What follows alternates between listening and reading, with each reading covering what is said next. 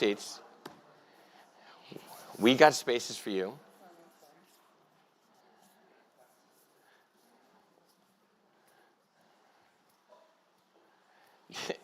It's so odd that Jews are quiet. I don't know what the deal is. Nobody's sitting in the front row. I don't. No, but it's like, yeah, it's going to point to the people in the front. Yeah, isn't that funny? There are seats in the front. If you need a seat, hey Jacob, there are seats in the front. Yeah, these are nice chairs, right? Yeah. Anyway, thank you guys. Thank you, Rob and Stace. You want to come sit in the front? No, everybody good? Everybody good? So let's start. It is an amazing gift, and I hope people know. I guess you do, but maybe you don't. How immensely cool this is. No. I was thinking about it. It's like if Ray Bradbury, Shirley Jackson, and John Updike merged into a Jewish Israeli storyteller. Or, I was thinking, like if Bob Dylan and Paul Simon had an offspring, but he couldn't sing, but boy, could he write lyrics. It's that kind of thing. So this is a big deal. If you say Etgar Keret in Israel, I actually told a friend who lives in Israel, and he said, "How did you get Etgar Keret?" I said, "We gave him the address." It's so wonderful to have you. Etgar Keret has written stories for 35 years, 30 years, 30 plus years, right? 39 years, right? You're so old. That's old. Yeah. You've just got to, just make it. Is it green? The little thing green? Just Okay. Now it's green.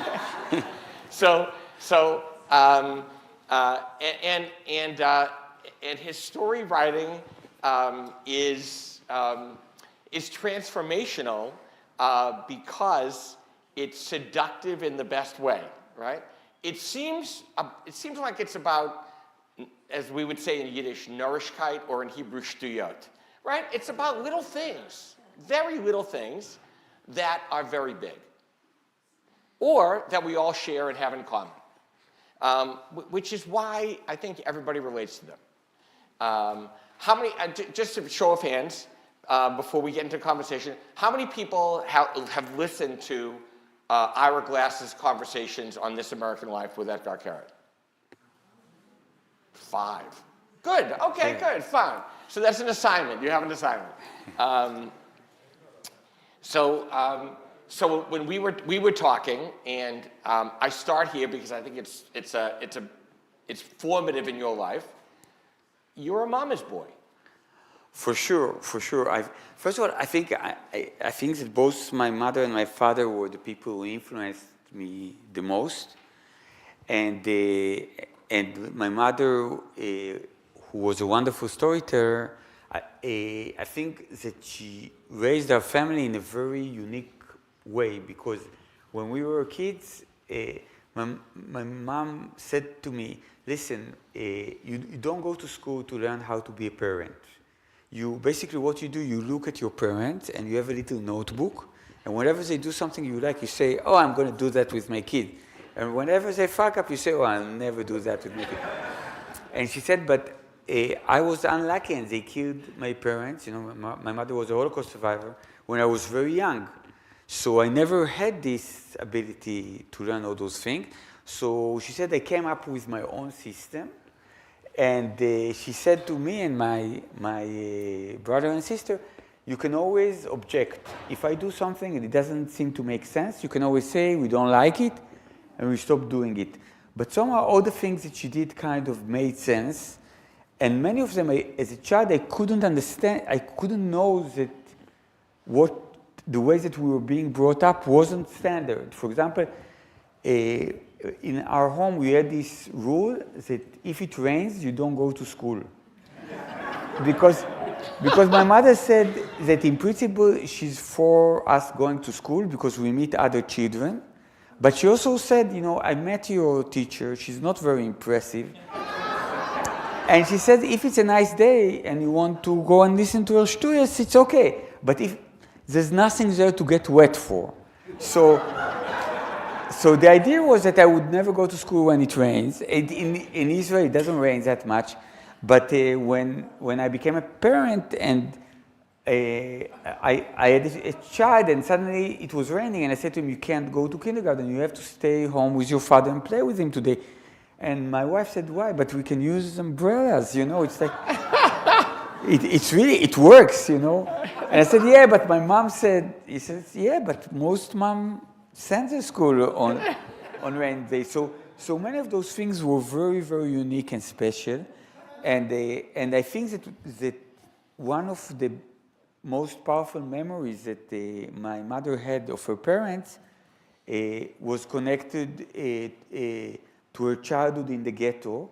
And her parents would, every night, would tell her bedtime stories that they would make up for her because they couldn't read to her from a book.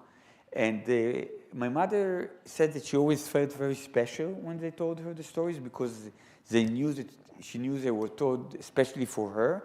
And she made the point never to fall asleep in the middle of a story because she was afraid that if she falls asleep, they won't think about the end.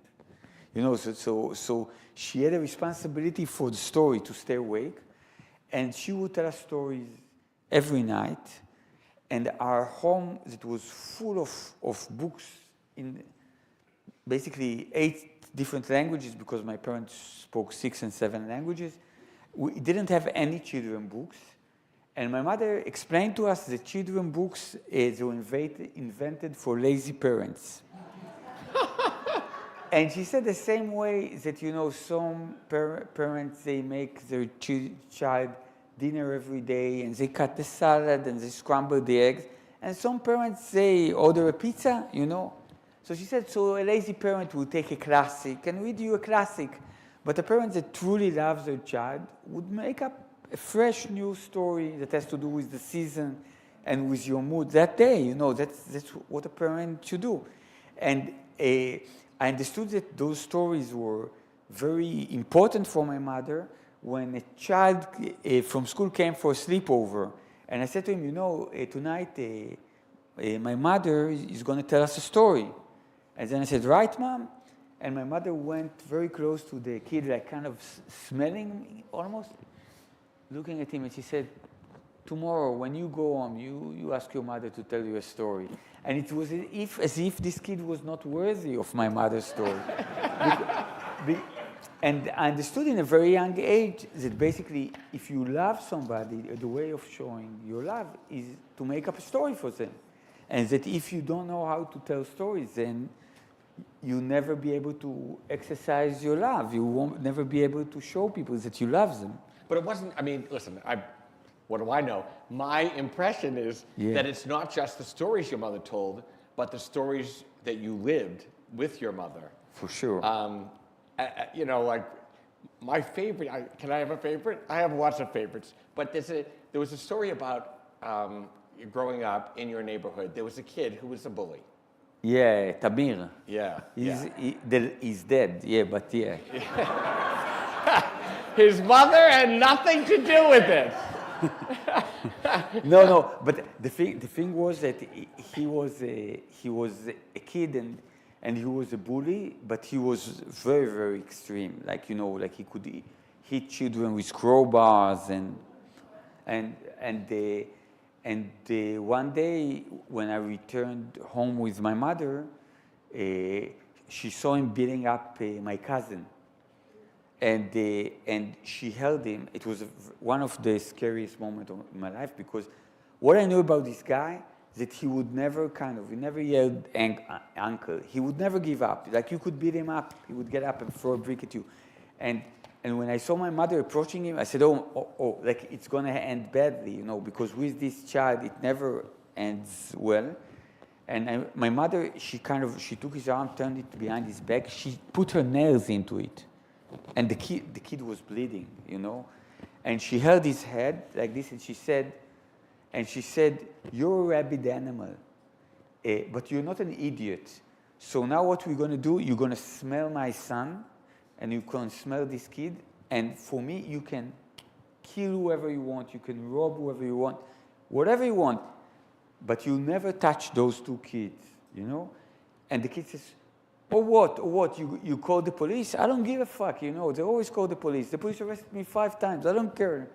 And my mother said, call the police? Oh God, no. They're so busy, they're doing all those important things. If you touch my son, I'm gonna cut your throat, and I'm gonna see you bleed to death. And then she started dragging him. He said, you see this garbage disposal? I'm gonna throw your body in it. And he said the next morning, you know, they're gonna come and take it with a car. And he said, and now that's the sad part, that nobody's gonna notice. Nobody's gonna miss you. You know, even your mother won't come looking for you. You just disappear, and that's it. And she turned his head to her face, and she said, now look me in the eye. Am I bullshitting you? Am I just saying something, or will I kill you? And the kid said, I'm sorry, Miss Keret, I'll never touch your children again. I swear. I love his mother. No, and then we went home, and basically, for me, again, you know, I was scared that you kill him, because I knew that you kill him. And I guess he was scared too, and he gave the right answer. And the next morning, like, I would go to school 7 a.m. So as I went down to school, out of the door, this Tamir stood there waiting, and he had a bicycle seat. We had in Israel in the 70s, they call it banana seat. It was like those big ones. And it was considered really cool. And he had a banana seat. And that he probably stole from some bicycle, you know. And he said, here, this is for you. So I said to him, I don't have a bicycle. So he said, maybe one day you'll have. And I said to him, thank you, but I don't need it. So he said, okay, but you tell your mother that I came and gave you a present. And I said, okay. And I must say that poor Tamir was murdered when he was 26. He did an armed robbery, and he was stabbed in the showers, like in those bad movies. But when he was about like 23, I was just working for a greengrocer. I was doing deliveries. Years later, I discovered that he was a drug dealer, and I was delivering drugs, but that's another story. But he would just put it like, you know, under the watermelon, as he said. Always under the watermelon. So, and this guy, he would play with Tamir a backgammon. And all the time he would say, whenever I would come, he would say, your family, you don't own a car. And I said, no, we don't own a car. So he said, maybe your mother wants to go to Tel Aviv one day. I have a car. I can take her there. And I said, no, my mom, she likes being here. He said, but you tell her that I offered, right? And I understood that really, like, the craziest, most violent, aggressive person that I met understood that my mother was way more dangerous than he was. Come on. So I love his mother, clearly. There's just one other mother story that I wanted to share that some people may have heard, but and I'm sure there are so many, but I mean there are many of them. But there was one about the handshake, right? Or about the Actually, this one I brought you. I can read it. Oh, you brought? It's very short, but basically, I did this exhibition for the Jewish Museum in Berlin about my mother, and it was basically trying to tell her story. And what it had something like 20 or 25 short texts that each of them were supposed to capture my mother, but they were very contradictory because my mother, like God, you know, she was merciful but also vengeful, you know.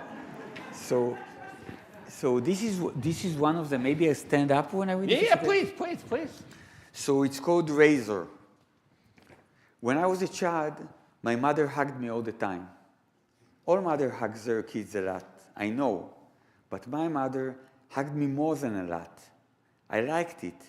But over time, I began to notice that when she touched me, it was always with the back of her hand, never the palm. One evening at bedtime, my mom finished telling me a story and then stroked my face with the back of her hand. Mom, I asked her, how come all the other mothers touch like this? I demonstrated a caress with the palm of my hand. And you're the only one who touches like this. I demonstrated again with the back of my hand. My mother smiled and kissed me on the forehead. When I was little, she said, I didn't have a home like you do, only an orphanage. And the people there, some of them, didn't always want to be good to me. So to be on the safe side, I stuck a piece of gum to the palm of my hand, and I lodged a razor blade in the gum. She showed me how she stuck the gum to her hand and then inserted an imaginary blade into that invisible gum. When she finished, she held the back of her hand to my face and caressed me gently. This, she whispered, is how I touched the people I liked. And this, she let the palm of her hand hover millimeters from my face without touching it, is how I touched the ones I didn't like so much. The palm of my mom's hand was so close to my face that I could feel its warmth. The blade didn't touch me, but I knew it was there. Palm of the hand, back of the hand. Until that evening, I never knew they were so different.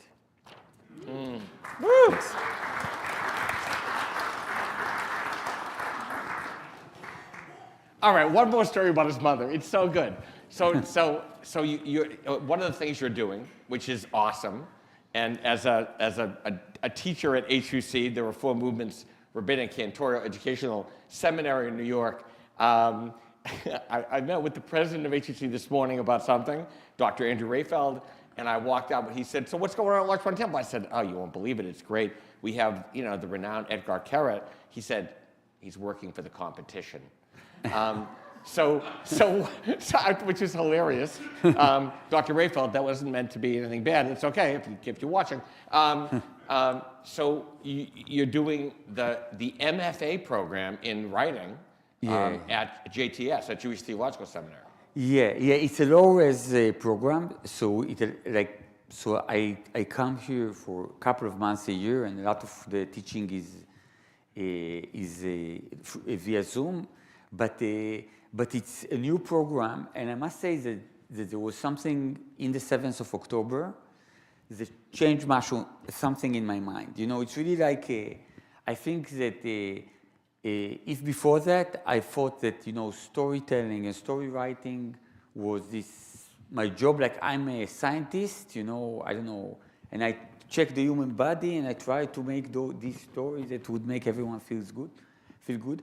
Suddenly, after the 7th of October, I felt that I'm not a scientist anymore. Right. I'm a paramedic, I'm there, I'll tell you a story so you won't think about what happened to you. I'll tell you a story until your mother comes. I'll tell you a story so you think about... So there was something about it that it suddenly kind of, instead of wanting, I don't know, to be a New York Times bestseller, I found myself sitting next to a 5-year-old kid that his father died. It was really like the dynamic had become very, very intimate.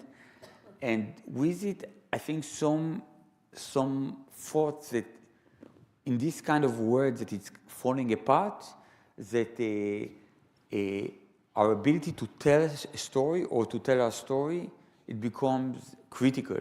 And I know what story you're talking about, and I just want to tell you how the first time I told this story to an audience. Please. So after the 7th of October, my wife and I, we started going to communities and basically helping out. I have a medical marijuana. I would go to people and say, you want to hear a story? You want a joint? You want me to babysit your kid? You want to do yoga? I don't know, like whatever you do, it's like, and we would go there, and sometimes I would find myself with 2 kids reading them one of my children's stories, and sometimes I would be in a hall as big as this with people, and all of them survivors. And one day I came to an event somewhere in the north, and all my audience were elderly people. Now, elderly people, they're the best audience in the world. They're never on their phone. They actually listen. They have a sense of humor. They're really like, you don't get any better. So I did this event, and it was amazing. And like I told them stories, and everybody clapped, and everything was great. And when the event ended, everybody started leaving. And when it's an elderly audience, it takes them more time, So it's kind of like, you have to take your crate or wheelchair or the walker. And they were kind of beginning to leave, but I see that there is one woman sitting in front of me with glasses, looking at me, and she seems really, really unhappy. And I said to her, "Excuse me, lady, everything's okay?" And she said, "Everything is okay. You come here. You tell us all your lovely story, funny story, ha, ha, ha, ha. You didn't do the most important thing."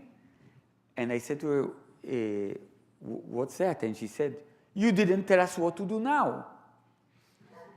So I have this trick for my father that whenever I don't know what to do, my father would have this thing that he would repeat the last sentence of the person because he would say, "It buys you time." Like if somebody come and say, I want to kill you, you say, you want to kill me? I'm going to call the police, So, because you need this extra second sometimes. So when she said that, and she said, I said to her, "Tell you what to do next?" And then this man who was at the doorway, he leaned outside and he shouted, "Varda, Varda, come back quickly. He's going to tell us what to do next."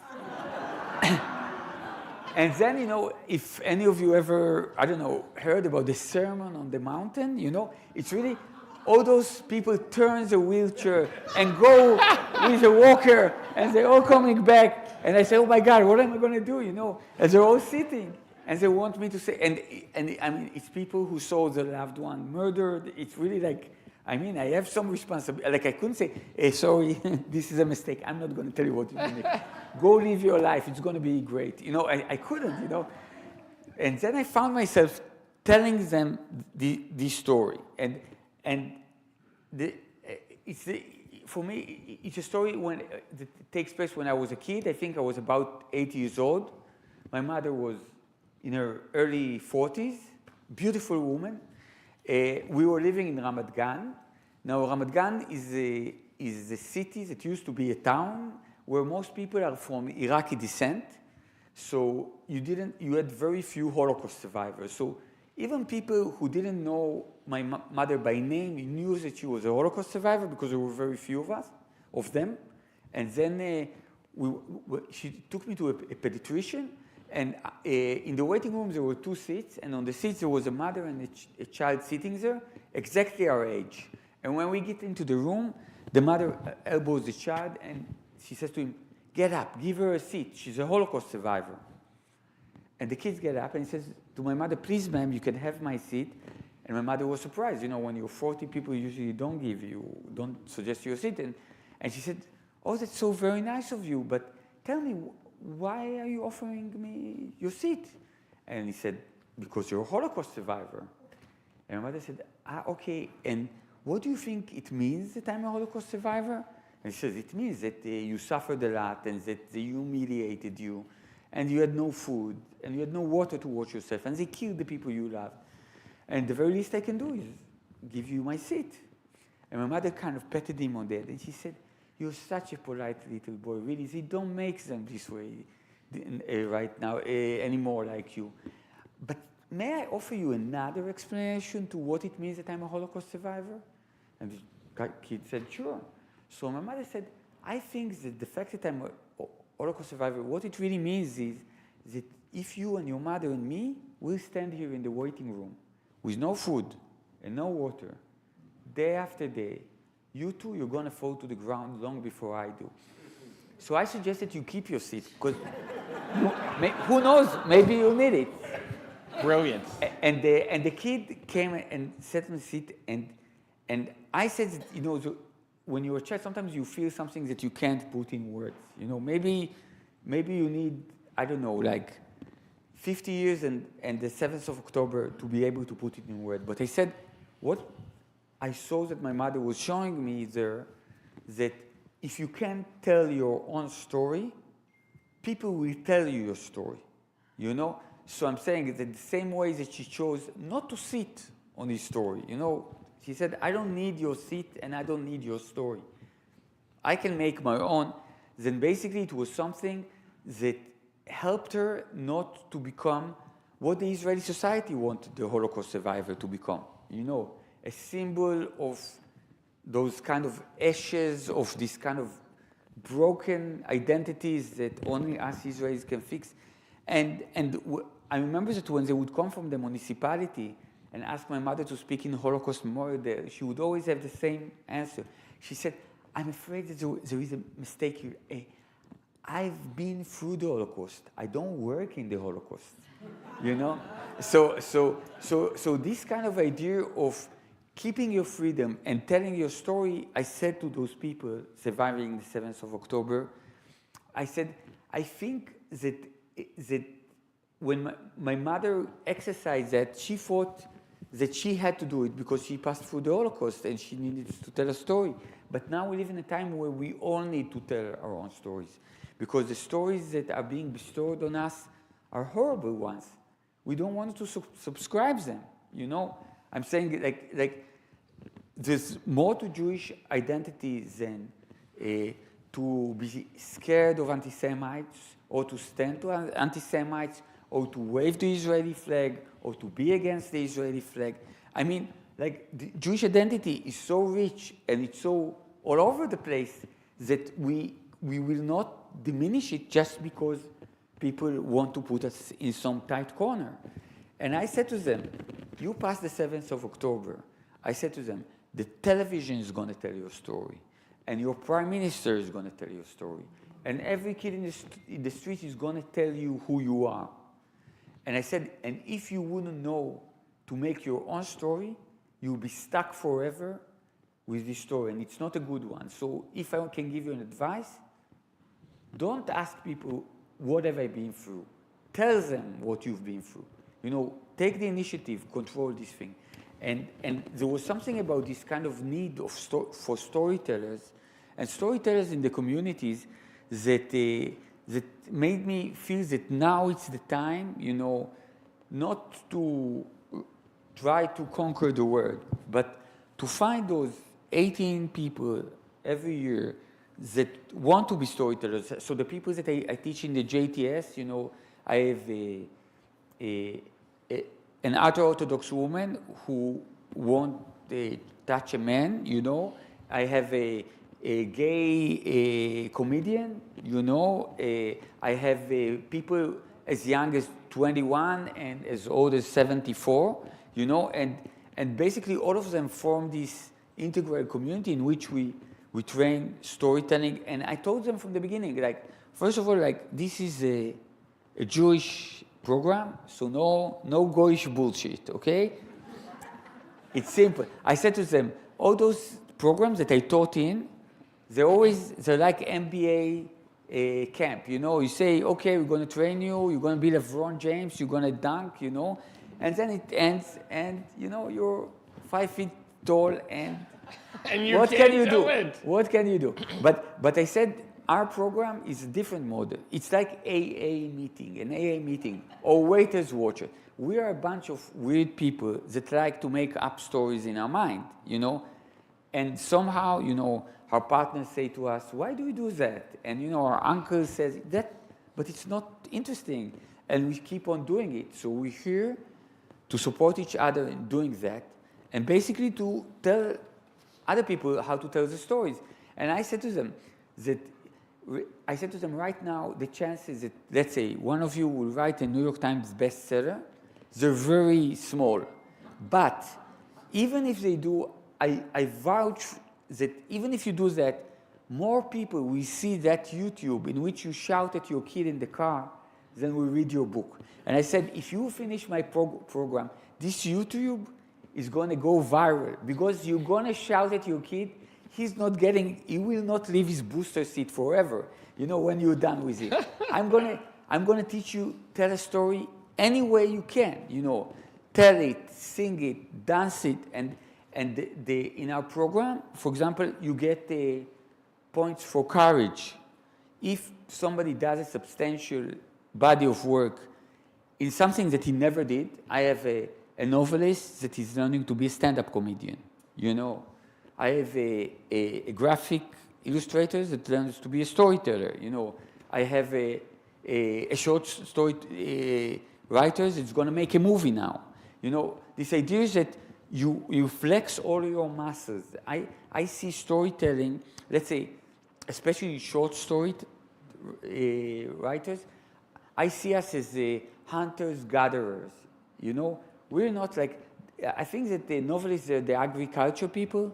Every day they come, they plow the fields, they cry, they write a sentence, they go, they say in 5 years, we're gonna, but us, we just go in the jungle and say, oh, that looks like a fruit, let's climb, let's eat it, So I said to them, I want you to train all your muscles, everything. I want to teach you how to eavesdrop when you go on the subway and pick conversations that is good. I want to teach you, to tell you what to look at, when it's worth to get off your stop and follow somebody because something interesting is happening.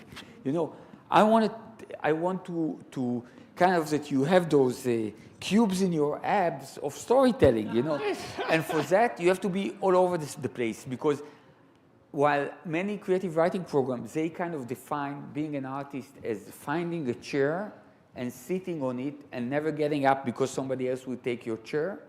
I say, you have a chair, take the room. You have a room, take the building. You have a building, take the forest. And the more options you have, then if you want to write a lyric to a song, or if you want to make a one-person play out of it. So getting back to storytelling, which I think is what it's about for you and maybe for us too, you said to Ira Glass, and he didn't get it. He pushed you. And Ira Glass and Etgar are good friends. Yeah. You said, as a storyteller, I think that the world is losing its story. Yes.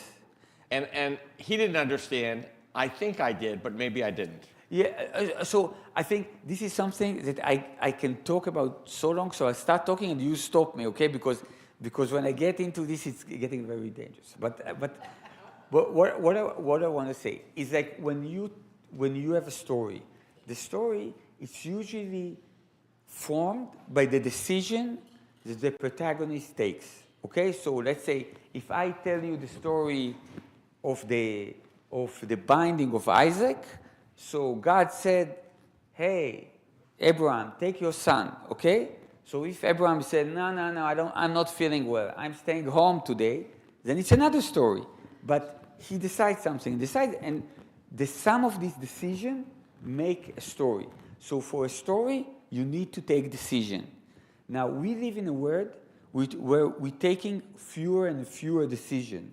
And when we take them, I can also say something about decisions that we make. But I give you this idea. Like you and me, okay? In the 70s, you're not a rabbi, I'm not a writer. We're just two bored Jews. And I go and say, come on, let's go and see a movie. And you say, okay, I want to see an action movie. I want to see a sports movie about the Boston Celtics. I don't know where I got this example. And I say to you, no, I want to see an action movie. I want to see Tom Cruise saving the world. And then you say to me, come on, I love the Celtics. I say, okay, I go to the movie, and then the movie is bad. And I say, oh, come on, why did you drag me to this bad movie? I will never let you choose. You own it. You made a decision. Now today, you look in your Instagram, and you see a very cute cat going in a raft, and he has this pirate bandana on him.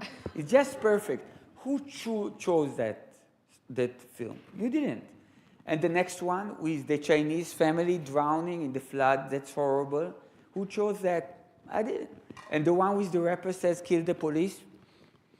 And the funny one with the... So in the end, when you see a bunch of clips that you didn't choose any, you don't have a story. You have an experience. Now, I won't go political, but I'll talk about Trump. Do you believe that I can do that, not being very political? I'll try, okay? So I saw that before the American strike in Iran, on the nuclear reactor, they interviewed Trump, and they said to him, what are you going to do? And he said to them, you don't know what I'm going to do. I don't know what I'm going to do. Maybe I'll bomb them. Maybe I won't bomb them. We'll see. We'll see what's in the next Instagram clip. I don't know. But so I want to ask you, can you imagine such a press conference with Winston Churchill? And he said, maybe we fight the Nazis, maybe we don't. Let me have a cigar. I don't know, come tomorrow. Maybe I hate Hitler, maybe he's nice. Maybe we'll build a Riviera, maybe we'll burn everything down. So I'm saying it's not Trump, it's the times. And let's say, between 39 and 45, every human being that you would ask around the earth, what's the story? They will tell you what's the story. If you ask somebody now, what? It's all about vaccination. Why did they vaccinate us? They're killing us. No, it's about aliens. No, it's about gay rights. No, it's about immigrants eating our pets. No, it's about... And now, what all those stories have in common, that they're crappy stories. It's really like, I told my students that, that let's say in every period of time, there could have been a story that you would go worldwide, and everybody would share it. It could be, I don't know, the movie Rocky, right? The Titanic, right? You would go to people and they would share it. Now, today, if you look at the past few years, then the closest to a story that people have to share, there was this cheating husband in the Coldplay concert. Did you see this kind of thing? Now I'm saying, try to find a book that I would name that as many people of you would have known. Try to name a book. If I would say to you, tell me the best book you've read in the last 2 years, I bet that some of you couldn't name a book that was published in the last 2 years, and you look like very intelligent people, I'm saying because, and even if you know, it would be a book that you've read because your cousin gave it to you, but nobody else knows. But what we share is this story. Now, think about the story about the cheating guy in the Coldplay. So I'm saying, so if in the past, I don't know, we would share, I don't know, Leaves of Grass, we would share The Great Gatsby. What do we have in this story? In the story, we don't know anything. We know that he cheated on his wife, and they caught him, and that now he feels bad, So I'm saying this story is a little bit like going in the shopping mall and seeing somebody sleeping on a banana peel. Now, I can write a very beautiful moral story about somebody going on a banana peel. Now, in this story, this guy could be an asshole doing horrible things, and he would pay a price sleeping on a banana peel. He could be an amazing, pious, generous person, and he could sleep on banana peel, and it would be horrible, but he would say, but I still believe in goodness, even though I broke my spine. I could write many stories, but in the stories that we know, we don't know the guy, and we don't care about the guy. It's just a phenomenon. So we've ceded our own, and we're privileged and right to tell our own story. But it's like I'm saying, our own story usually come from something that we want and we yearn for. Now our stories, look at this dumb fact, because this is where it ends. This is where it ends because our sense of empathy has diminished so much. Because think about it. Today, to be an activist, what does it mean to be an activist? It means to demonstrate against something, right? I mean, there's so many things to demonstrate against. For the past 3 years, I'm demonstrating against my prime minister, and I feel that I'm kind of doing a useful thing. But I'm saying, I remember times when to be an activist meant actually to do something, So I'm saying, let's take the alien from outer space test, Take an alien from outer space, put him in the 70s. He sees a bunch of people in the forest, tying themselves to a tree, in front of a D9, coming to them. And you ask the alien, what's going on? He says, I think those people don't want the trees to be taken down, right? But take the same alien and show him somebody spilling tomato soup on the Mona Lisa and say, what does this guy want? He'll say he doesn't like soup. So he said, no, wrong answer. So he said, he doesn't like art? No, I said, no, dummy, it's against global warming. And then the alien said, but what does spilling tomato soup on Mona Lisa? It could be just, I don't know, against abortion, for the war in Ukraine, against the war in Gaza. What does it have to do? It has to do, So the idea is that in the end, today, we're not telling a constructive story. We're just going on a little fit. And I'm saying that this has a lot to do with the fact that we're living in a digital environment. Yes. So our interaction, the closest things that they have is to road rage. Think about it. All those people, you cut them in the highway, they put you to the side, they come, they shoot you, okay? If you were living in a village, the same guy would put you the sideway and then come out in the car and say, oh, Jeffrey, oh my God, I should have thought it was you. You can't drive, but my God, you can tell a joke. Come on, tell me a joke, And that would be done because our interaction, when I leave my next door neighbor, he never used deodorant. I know it's a horrible thing to say about a man who's already dead, but he never used deodorant. And we live in Israel, you stink like hell if you don't. And he would tell the longest, worst jokes. They would be long and unfunny. But when my parents would be overseas, every day he would come and check on us. And he would bring us food. His wife would make a cake and give it. He would drop us in school. So did I like him? Not when he was saying, hey, Edgar, look. I didn't like this moment. I really didn't like him. But did I like him when he gave me cake? Yeah. So when you asked me, do you like your neighbor? I would say, it's complicated, Today, nothing is complicated. Today, I can talk to people. It doesn't matter if they're in the left and the right, and they say, anyone who voted for Trump, I won't let through the door. Or anyone who voted for the Democrats, I won't let through the door. I grew up in times when it was considered impolite to ask somebody who they voted for. What happened, What happened? Like, if somebody... So we shared a story, right? Wiesel wrote, God created people human beings because he loves stories, right? Yeah. So somehow we share a greater story, right? And a greater purpose in telling our story. You wrote in the end of the MFA program, PR, which I thought was brilliant. I'm assuming you wrote. I'm going to give you credit. Yeah, I wrote everything there. Just because nobody's working for me. If I don't do it, it doesn't happen. In our precarious reality, which offers many frightening, wearying, and demoralizing stories, it seems that the existential need to tell stories is no longer unique to Jews and other immigrant communities trying to preserve their identities in exile. Instead, it has become a fundamental life skill every person must adopt.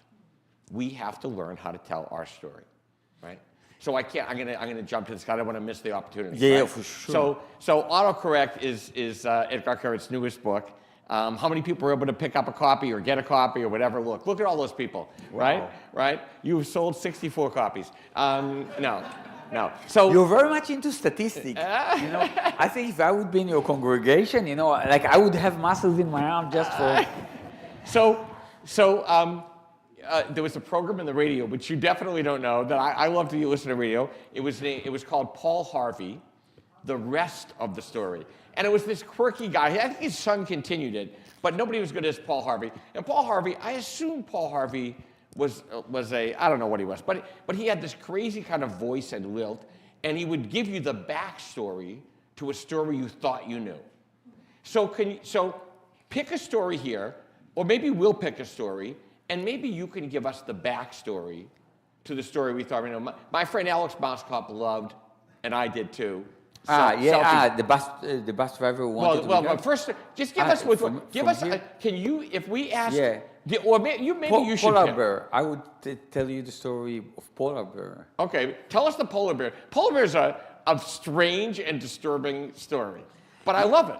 So polar bear, it's a story. What happened was that they hired me from the Tel Aviv University school for AI.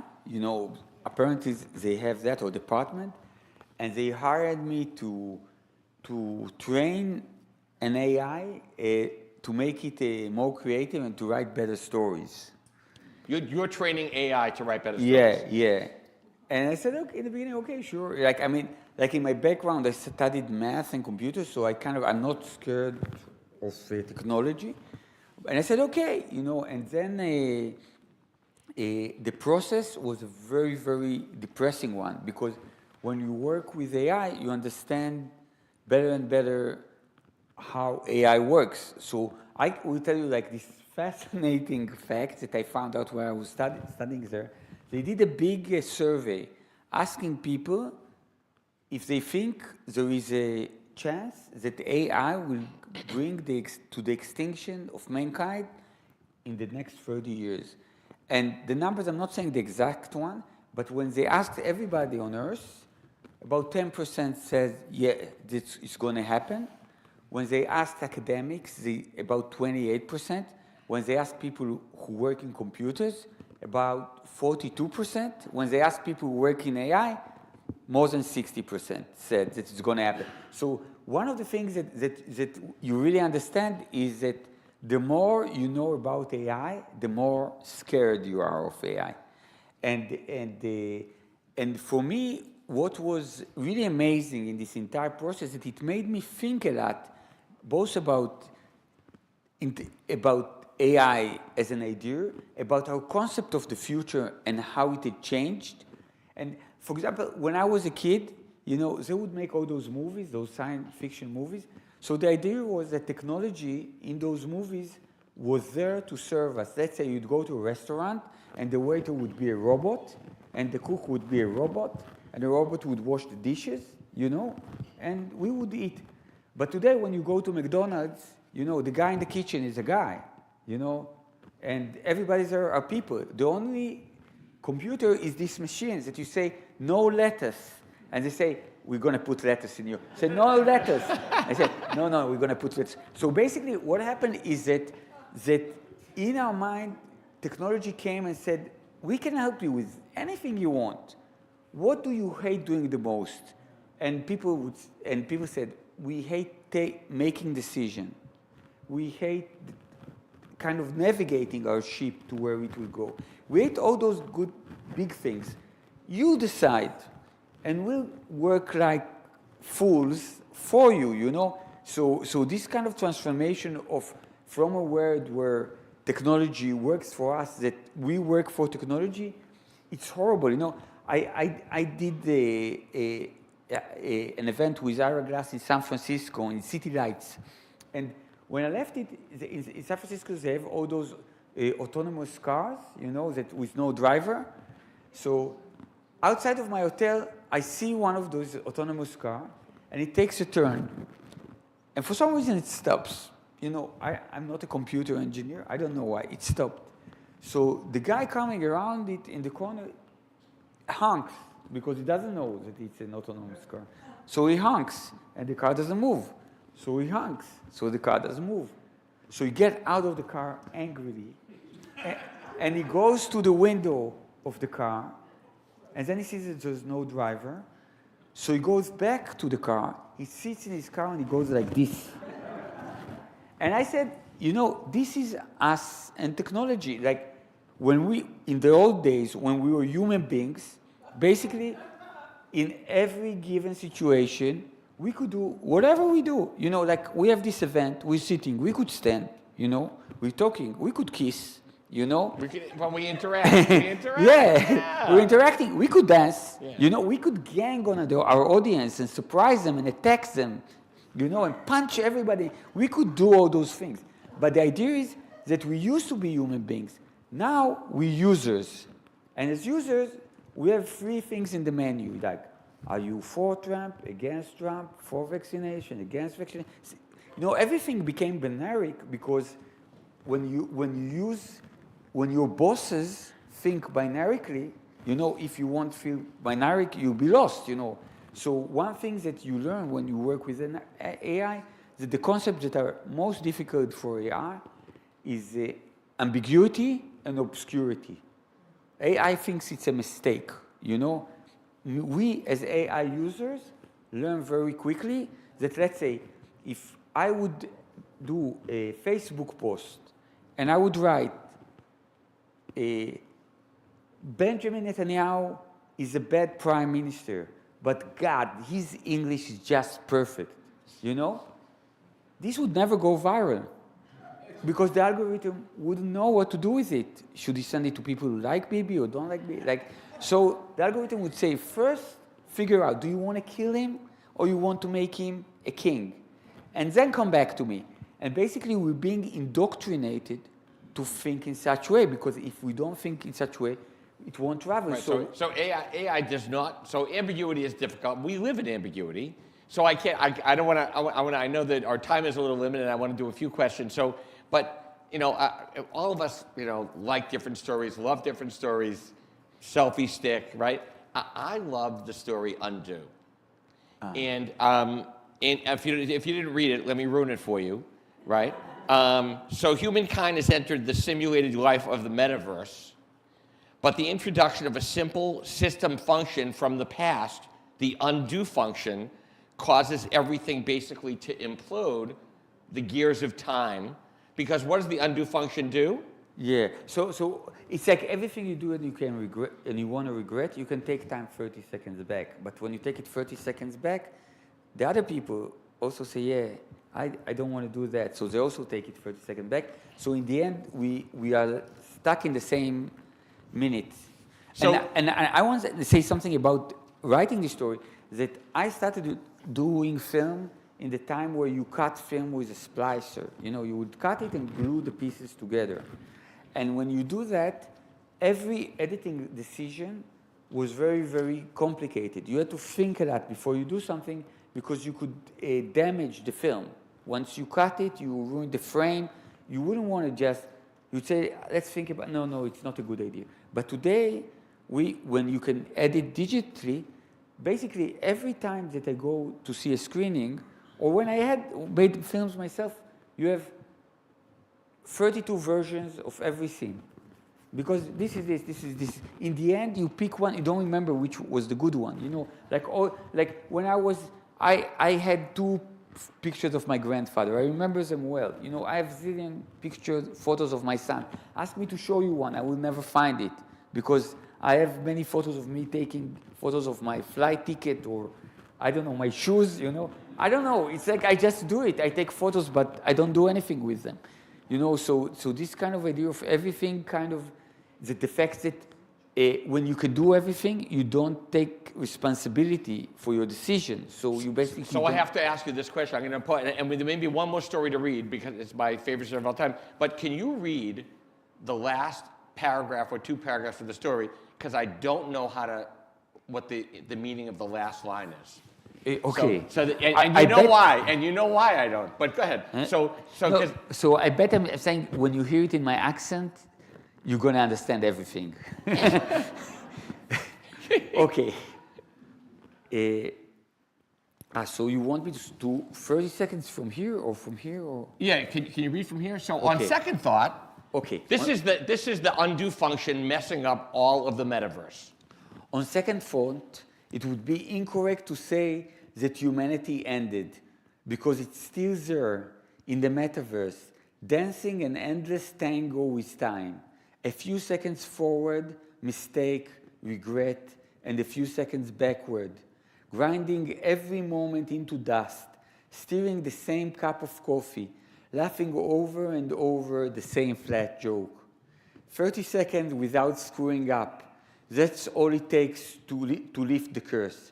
30 seconds without hurting, without disappointing, without causing pain to one another. 30 whole seconds. Good luck to us all. So I don't know if that means good luck to us all, like you're never going to do it, or you're never going to do it. You're never going to do it. Okay.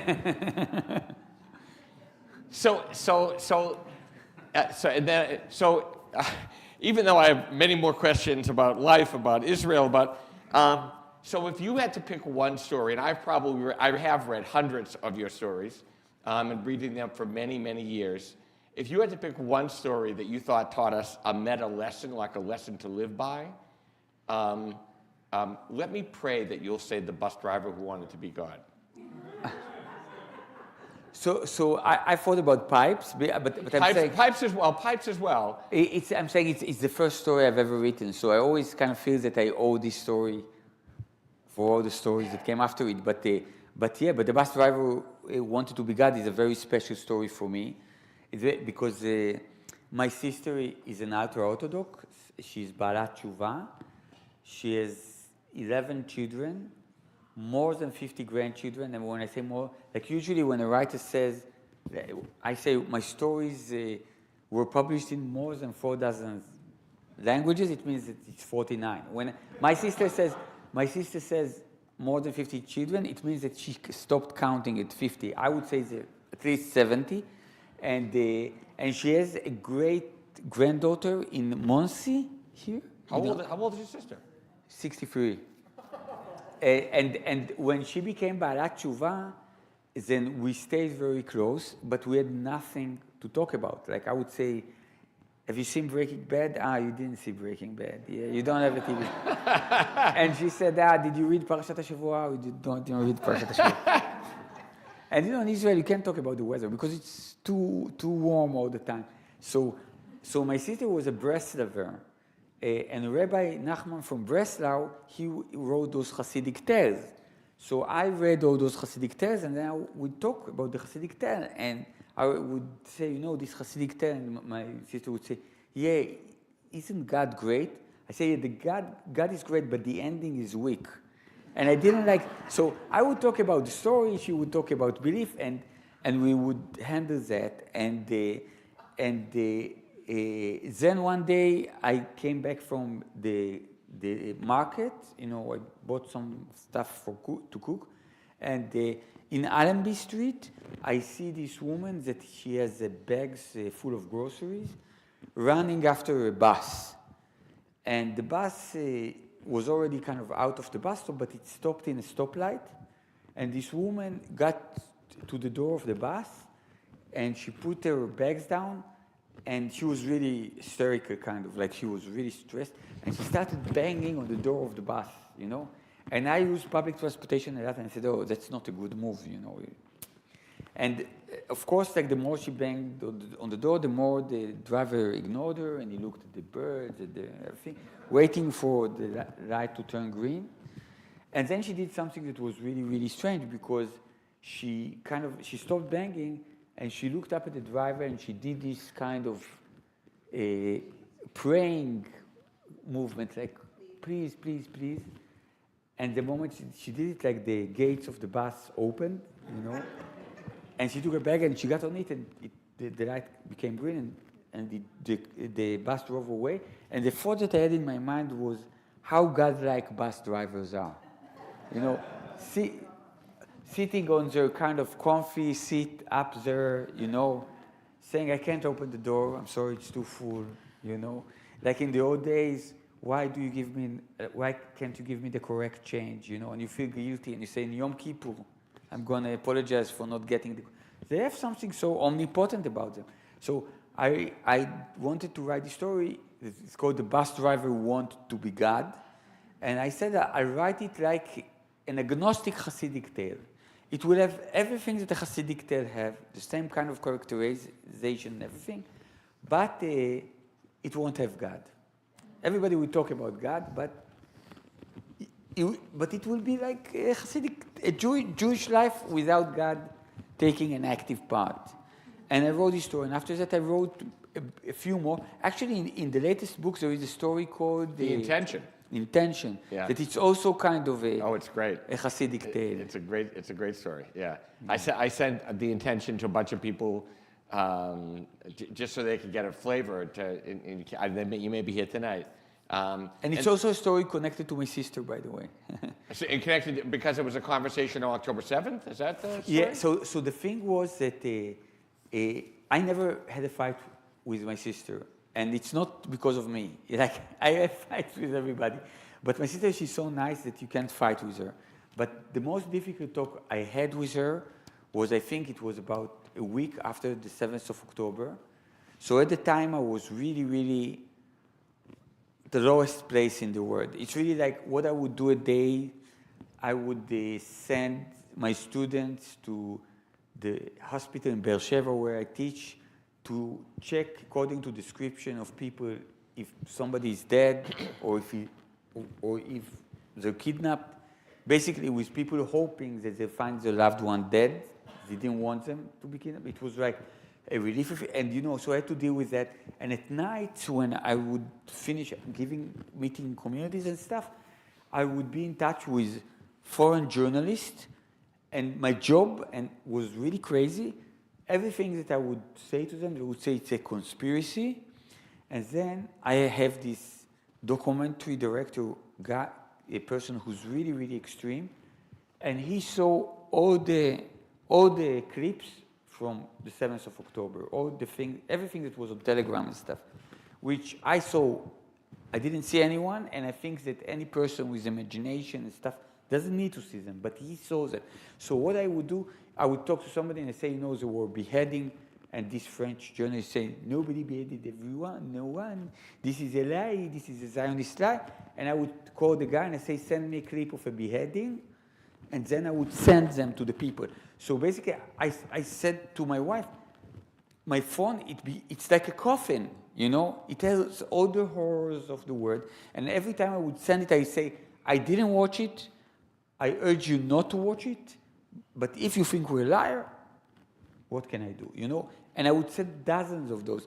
So I would go through this, and, and while missiles are being shot at me, and I go and read to soldiers in Gaza, when mortars explode next to me, and people that I know, a person that I know was kidnapped and murdered there, and after about something like 10 days, I speak with my sister, and she's very sad and worried about the war, but basically she doesn't know anyone who's in the army. They don't shoot missiles on Jerusalem. She kind of have this notion that something bad is, like war in Ukraine, she doesn't feel it close to her. And then basically she said to me, but because of the war, I tripled my prayers, And I said to her, you know what? It's not really working. I've been out there, maybe you should do it 5 times, And my sister is very nice, and I said to her, you know what? I'm nasty and you don't deserve it, You really don't deserve my anger, I'm sorry. I'll call you another day, okay? I'm feeling bad. And she said, no problem. And what I do is whenever I get angry at people, especially when I get obsessive, I write a story from their point of view. It's really like, I've written... But some of them, I remember you shared this with our request, some of them don't get published. In fact, maybe more than don't get published, but it's therapeutic. It's therapeutic. I've written 14 stories from the point of view of Benjamin Netanyahu. 14. All of them are crap. But, no, but in the bottom line, it is an attempt to say, what do we have in common, So what happened when I wrote this story, Intention? It was basically, in the beginning, it was a story about my sister. I wrote it kind of through one of my nephews. That I said, yeah, it's going to be him, and I'm going to write this story, about this person that all his life he prays, to get married, to be healthy. He doesn't get married. He stays ill, But he says, okay, because I don't try hard enough. And when the 7th of October happens, he really prays that the kidnapped will be released. And when they're not released, he's losing his faith. So as I write this story, I understand at some stage that this kind of praying that I condescended is very much like writing stories. Because what's the idea of writing a story? Well, now when I teach people to write, I know that the greatest obstacle for people to write is to believe that anyone is going to get what they write, When you're going to say, I'm in pain, I miss my dog, I don't know, whatever. Then you say, I'm going to write it, and then people are going to look and go, because actually that's what usually happens. When you share with people your emotions, you usually go, statistically, that's what happens, But I'm saying, so the way to write is to convince yourself that there will be somebody who will read it. And then you write the story, and when you write the story, you know what you're feeling. And even if somebody will not read it, you're wiser. And I thought to myself, oh my God, like praying is exactly the same thing. When my sister is praying, she imagines somebody listens to her. And when she prays, she knows what she yearns for. She knows what she wants. She knows what she's mourning. She knows what she feels. And I say, so what's really the difference between us? So I call it fiction and she calls it belief. We're doing the same thing. And by the time I finished writing this story, I was totally identified with this person who's praying or writing or whatever. And I could just call her and everything was all right. But in the story, as Ira Glass pointed out in one of your conversations, all right, there are 8 stories about couples. 3 of them get divorced. You murder 4 of them, or one of the partners. Only one makes it alive. Right? Only one makes it alive. Out. This guy who's praying and goes to his rabbi and he says, you have to pray with greater intentionality, you pray more, right? What happens to this guy because of prayer? He meets his God, which was the thing that he wanted the most. He dies and meets God. And the question, of course, at the end of the story is God listening? So in the story, God listens to our prayer, but he doesn't understand, like we're not articulating things in a clear way. Like we all the time says what we want and he almost gets it. And he tries, but like, could you say that again? Could you pray again? Or what do you want to okay, no cancer, little cancer, a bit of cancer. Okay, but so it's like it's a problem of communication. He wants what we want, he doesn't get us. All right, I don't even know if we have time for questions, but yeah. So let's take 2 or 3 questions, only because I don't want to keep people too late, and I know that Etgar said he would sign some books. I always have more questions. I have another, but a couple questions. Anybody have a question for Etgar Keret? Yeah. Please. Before we walk out the door, my question is, what should we do? So now I come prepared, because you're not the first one to ask me that. So really, I talk about it a lot with my students, and I say, that people who lived in the Dark Ages didn't know that they were living in the Dark Ages, but they kind of had the feeling that things are not that great. But I said to them, there were many happy people during the Dark Ages, the people who lived on a field, they planted food, they ate the food, they were with the people they loved, they had children that luckily didn't die, they went to walks with the dogs and everything was fine. So I think that for me, it's a question of scope. And the idea is, I tell you this thing, I'm a left-winger, okay? In Israel, everybody knows I'm a left-winger, which is sad because you get death threats and people axe your door, but what can you do? So whenever I get on a taxi, then it depends how shy the taxi driver is. But if they're not shy, they say, we're going to have a very long talk. Yeah, I know you're an Arab lover. We're going to have a very long talk, And basically what I always do, and it always works, I say to them, before we have our talk, let's say, tell me who are the 3 people who make you the happiest. And they always say, my wife and my kids. I say, okay, now you tell me the 3 people who makes you feel the most miserable. And they say, the old chief of staff because he collaborated with Sinwar, the head of the opposition because he doesn't understand that Netanyahu is right, and this left-wing journalist that gets on my nerve. So I said to him, look what a pathetic excuse for a human being you are. Which is always a good way to start a conversation. So I said to him... By the way, he's driving, Etgar. Because that's a good thing, because if he would be driving, he would beat me up, but he has to keep his hands on the wheel. So I take advantage of that. So I say to him, all the things that makes you happy are an arm reach away. You can touch your wife, you can call your daughter, you can play with your dog, you can do whatever you want. And everything that makes you miserable, you can't even vouch for the fact that it exists. I said to him, I was with the chief of staff in the same room, and I put my arm through him. is a hologram. Now prove me wrong. Did you ever see him? Do you know how tall he is? You don't. So I say, so why when I get on your car, you don't want to talk to me about your wife? You're afraid that I'm going to take your wife away from you? Why don't you want to show me a photo of your children? Why do you want us to talk about something that we probably won't be able to change? I said to him, do you want to have an argument? And that's like something that I say many times, taxi driver.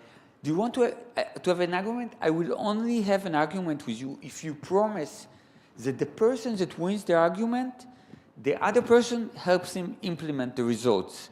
So if you convince me that all Palestinians are Amalek, I will come to you with Gaza and we go with baseball bat and we bash the babies one after another. And if I prove to you that those people, they're victims of the Hamas and that we should find another way to do it, you will go to me and we'll strangle Netanyahu together. You agree? You don't agree? So why are we talking? You know what? You want to feel important? You want us to talk if Trump is a good president or bad president? And if he's a bad president, what are we going to do? We appoint Jeffrey as a president instead? So I'm saying, no, okay, Jeffrey, you're done. It's a... Right. Notice Jeffrey this to be a side's president? voting for me. Who Anyway. wants Jeffrey to be... Right, so it's brilliant. First of all, it's very Israeli. Yeah. But it's brilliant. It's brilliant, right? No, so what I'm saying is really imagine each and every one of us like a tree. In good time, we are in the top branches. We want to reach the sun. When it's crappy like it is now, we go down to the roots. I'm saying, there was this woman that started attacking me in the social media. I discovered in time that she was Mexican. She would say to me, you baby killer, you piece of shit, I'll never read your stories again. I hate you, I hope you die. And then my wife says, don't reply, it's social media, you don't talk, maybe she's a bot. And I say, okay, and go to the other room and write her a very long email. And she said, a message, on Instagram. She said, I'll never read your stories again. And I said to her, I'm just passing a message from my stories. And my story says that if one day you change your mind, they don't want you that you read them because they don't want to have anything with you. Because my stories are for people who are empathic, not for people who are aggressive and violent and are shallow like you. So please don't read my stories ever again. And then she writes back to me. She says, aggressive? Me? And then we start communicating. And then she says to me that up until 4 months ago, I didn't know that there was a place called Israel. And then I saw something on the internet where I saw a dead Palestinian family. I saw a child taking his last breath and dying. And I became obsessive, and I started watching it in the internet. And I cry all the time. And my husband said to me that he won't put on with it. And I said to him, but all those people are dying. So he said to me, so do something. And he said, and I didn't know what to do. And then I remembered that the only time in my life I heard the name Israel was that I read your books, and I saw in the back cover that you come from Israel. And then I said, I have to do something. So you must understand. So I wrote to you because you're the only Israeli I know. So I said, so it was in the beginning of the war, and the truth is that traditionally war in Israel is very short, and I was counting on that. So I said to her, I'm offering you a deal. For the next 3 months, I promise you I'll do anything I can to stop the war because I'm demonstrating every day. I'm in the street, and I'll demonstrate even harder. And in these 3 months, every morning, I've been to Mexico. This is one of the countries that I'm most successful as a writer. Every time I was in Mexico, I don't remember once that I walked in the street and I didn't see a hungry man. So every day, you make a meal for one human being, and for that, I work for you. I'm your bitch. I'm going to make peace in the Middle East. But every day you're going to do it. And I tell you something. To feed a hungry man, it's attainable. You get the easier task. And you get to see somebody eating and not hungry anymore. And you stop feeling powerless, and you cry less. And all this time, And I say, if in 3 months' time this war isn't over, write to me an email saying, you're doing, like a message, You're doing a bad work. You're not doing any peace. I'm not feeding anyone. And we discuss it, you know?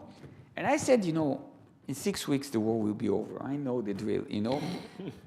And 3 months had passed, and she never wrote back.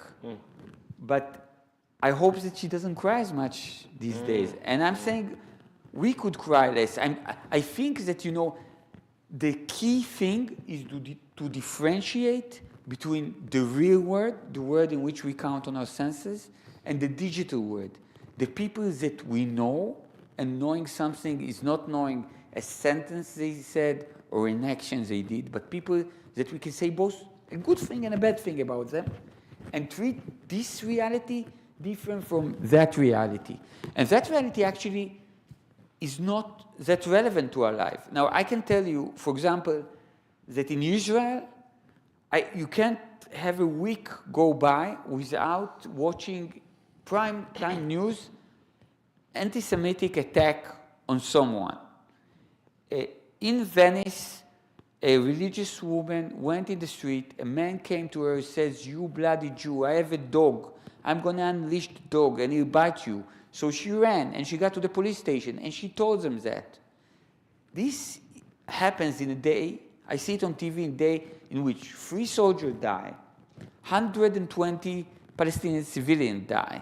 You know, a law that affects democracy die. This poor woman, it's not nice when somebody comes with a dog and say, "I'll let your dog bite you." It's horrible. It's not national news. It's national news when somebody has an interest. And when somebody has an interest to scare us, you know. So in Israel, the raison d'etre is very simple. You say, you want to leave? Benjamin Netanyahu says, you want to leave? They're all anti-Semites there. You know, you should go. You should go to New York. You should go, you know, upstate. You should see what happens. There are pogroms there all the time. You should stay in Israel where you're safe. Like, I mean, you've been here in 7th of October. Anyone came with a dog to you and say, "I'll unleash the dog"? This will not happen in Israel. So I'm saying that the idea is that the moment that we communicate with the world through Facebook, through news, then basically everything seems to be to lose proportion. You know, it's really like, I remember when Kanye West said that he would want to be a friend with Hitler. In Israel, all the news was about it. They opened the news with Whoopi Goldberg, Stevie Wonder, and another poor Afro-American that they grabbed off the street, saying how sorry they are for what Kanye said. Now, I'm saying, in a real world, in a sensual world, we would all live in a village, you know, and in our village, Kanye would probably be the singing shoemaker, because my son always buys Kanye shoes, okay? So he will be this singing shoemaker. And sometimes at night, we would be in our home, and then Kanye would open the window, and say, "I want to be friends with Hitler." And we would say, "Shut up, Kanye. It's late. Go to sleep." You know? And that would be the end of it. The end of it. Like, I mean, why the fuck should I care? Sorry, why the other thing? No, I just want to say, why should I care, you know, if Kanye West wants to be a friend of Hitler? Spoiler, he's not going to be friends with Hitler, you know, for 2 reasons. Hitler is dead, and if he was alive, he would never befriend an African American. So I'm saying it's a done deal. Why do I have to talk about it? Why do I have to demonstrate against it? It's not real. So I think Etgar's answer is we should find meaning, right, in the relationships we share and in the things that we can do in the world to make a difference. Menachem Mendel of and we should do it bottom up. It's not like I mean, the moment that we say, if I go now to the backyard and I say, "Sack Trump," you know, then basically I'm making myself important, you know, but I'm not affecting reality. The moment that we go outside and we feed a cat, we're actually doing something. So I'm saying, right now, we are in a position of being this kind of powerless, omnipotent, godlike creatures that know everything and can affect nothing.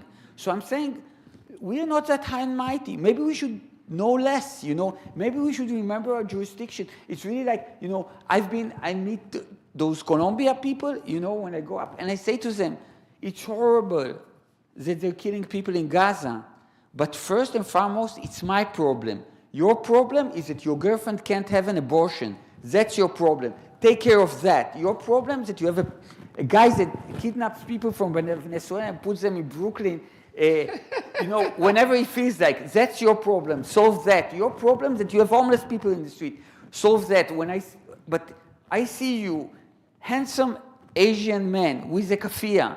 What's between your, I don't know, your Taiwanese bringing, your American education, the keffiyeh you're wearing, and what's going on? Like, I mean, look around you. There are problems a step away from you. Take care of them, you know? Don't try to fix the world just so you feel that you're important enough to make those kind of moves. Reclaim your story. Rabbi Menachem Mendel of Kant said, in the town where I lived, right, I became a storyteller because there was a guy who told stories. He told what he knew. I heard what I needed. Etgar Keret tells stories. Boy, can he tell stories. He tells what he knew, what he knows. We hear what we need. That's where it is. That's where it starts. We cannot thank you enough for being here. Thanks. Such a gift. Oh, thank you. Thank you. So I want to say,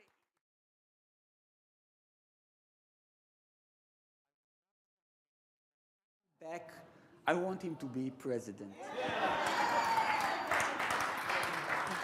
I'm not going to be Hitler's friend, and I'm not going to be president, but thank you.